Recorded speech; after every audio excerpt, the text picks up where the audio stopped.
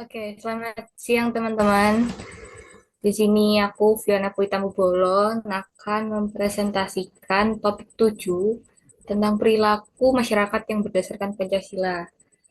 Di topik 7 ini aku mengambil kasus diskriminasi agama.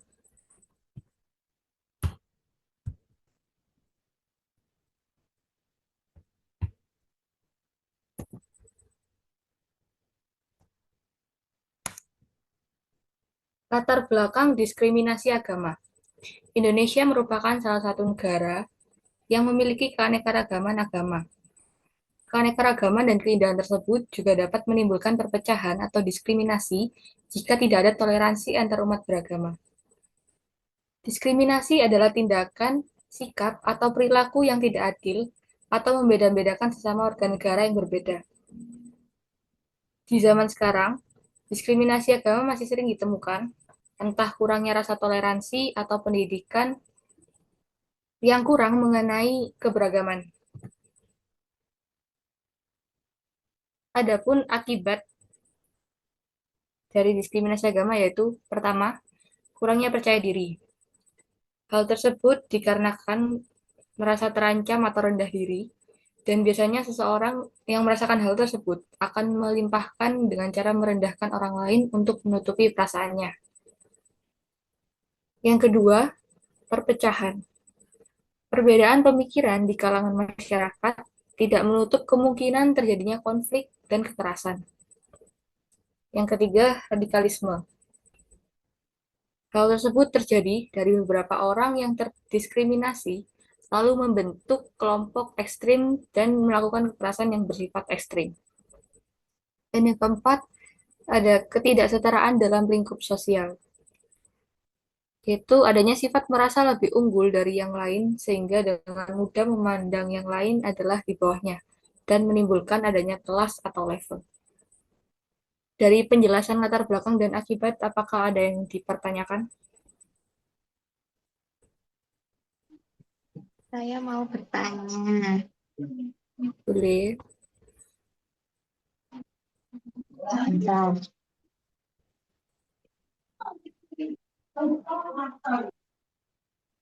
Hmm, Silahkan. apa dampak diskriminasi agama terhadap persatuan dan kesatuan bangsa? Apakah sudah jelas? Sudah jelas. Ditampung dulu ya pertanyaannya. Ya, terima kasih. Oke. Apakah ada yang mau bertanya lagi? Saya mau bertanya. Monggo. Ya, terima kasih. Pertanyaan saya, bagaimana peran pemerintah dalam mencegah diskriminasi agama di masyarakat? Oke.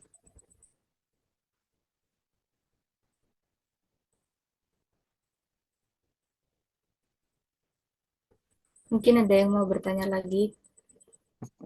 Saya.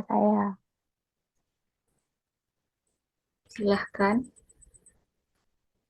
Mengapa diskriminasi agama itu bertentangan dengan nilai-nilai Pancasila? Oke.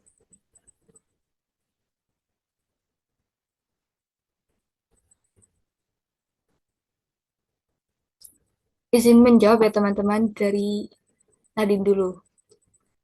Apa dampak diskriminasi agama terhadap persatuan dan kesatuan bangsa? Dampak dari diskriminasi agama adalah dapat merusak persatuan dan membuat perpecahan di masyarakat. Selain itu, diskriminasi agama jika tidak ada jalan keluar atau solusinya juga dapat memberikan efek buruk kepada penerus bangsa nantinya. Kemudian menjawab pertanyaan Raihan, bagaimana peran pemerintah dalam mencegah diskriminasi agama di masyarakat? Di sila kedua, berbunyi kemanusiaan yang adil dan beradab. Peran pemerintah dalam mencegah diskriminasi agama di masyarakat adalah dengan memberikan perlakuan secara adil kepada semua orang tanpa memandang agama atau keyakinan, serta pemerintah juga harus memberlakukan sanksi hukum terhadap pelaku ujaran kebencian berbasis agama. Kemudian, Mengapa diskriminasi agama bertentangan dengan nilai-nilai Pancasila? Dapat kita ketahui sendiri, di sila pertama berbunyi ketuhanan yang Maha Esa.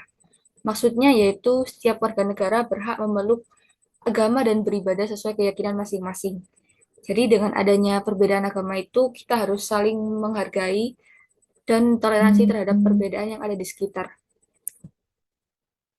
Apakah jawabannya sudah menjawab pertanyaan teman-teman? Sudah, terima Sudah, kasih. terima kasih. Lanjut. Adapun solusi dari permasalahan diskriminasi agama yaitu yang pertama, pendidikan dan kesadaran. Dengan cara memupuk rasa toleransi dan menghargai terhadap perbedaan yang ada. Yang kedua, menggunakan platform online atau sosial media untuk menyebarkan informasi, cerita inspiratif, dan sumber daya pendukung. Yang ketiga, perlindungan hukum, yaitu dengan menyediakan perlindungan hukum yang kuat bagi korban diskriminasi agama dan memastikan pelaku diskriminasi dihukum sesuai dengan hukum yang berlaku. Dari ketiga materi yang sudah saya berikan, apakah ada yang mau bertanya lagi? Saya izin bertanya. Boleh. Sebelumnya maaf ya teman-teman, saya lagi jalan. Langsung saja pertanyaan saya, bagaimana bagaimana cara kita sebagai mahasiswa dapat mengamalkan Pancasila agar tidak terjadi diskriminasi agama di dunia perkuliahan. Terima kasih. Oke.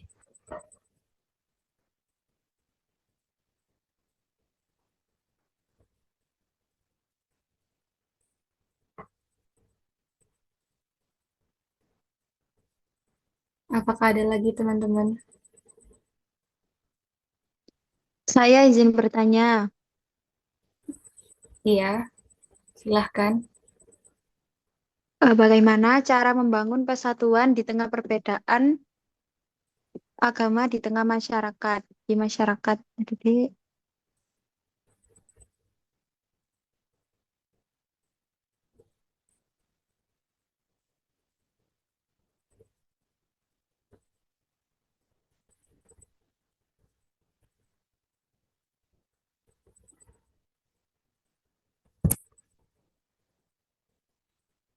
Apakah ada yang bertanya lagi?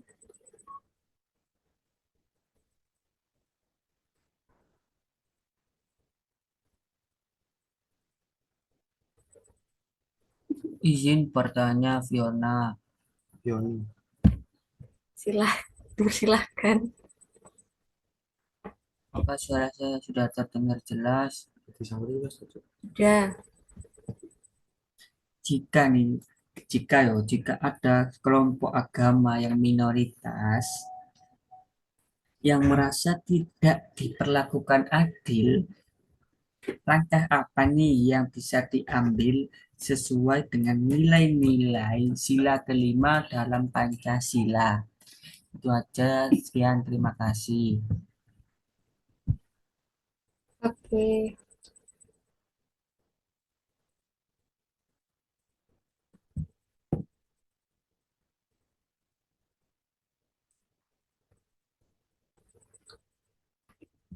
Izin menjawab mulai pertanyaannya Cynthia ya teman-teman. Tadi dia bertanya bagaimana cara kita sebagai mahasiswa mengamalkan Pancasila agar tidak terjadi diskriminasi agama. Jawaban satu-satunya yaitu toleransi antar sesama terhadap semua umat beragama ya.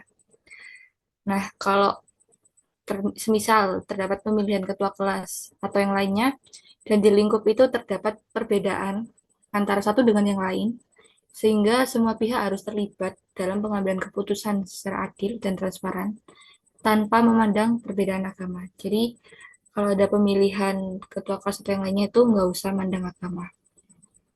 Selanjutnya, pertanyaannya Ilmi, bagaimana cara membangun persatuan di tengah perbedaan agama di masyarakat?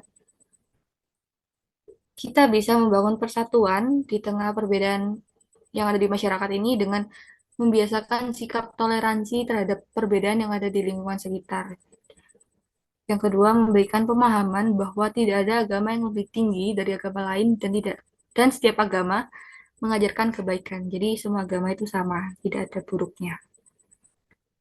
Selanjutnya pertanyaannya Salman, jika ada kelompok agama minoritas yang merasa tidak diperlakukan adil, langkah apa yang bisa diambil sesuai dengan nilai sila kelima Pancasila? Kita dapat melakukan pertemuan antara kelompok agama minoritas dengan mayoritas untuk menyelesaikan permasalahan atau dengan diskusi serta mencari solusi dengan baik. Yang kedua, kelompok agama minoritas dapat melaporkan ketidakadilan yang mereka alami ke lembaga atau institusi yang berwenang seperti Ombudsman, Komnas HAM, atau forum-forum kerukunan umat beragama. Apakah sudah menjawab teman-teman? Sudah Sudah, cukup. terima kasih. Terima kasih, Fiona. Terima Oke, di sini ada referensi yang saya ambil dalam menyusun PPT ini. Sekian presentasi pada siang hari ini. Terima kasih teman-teman.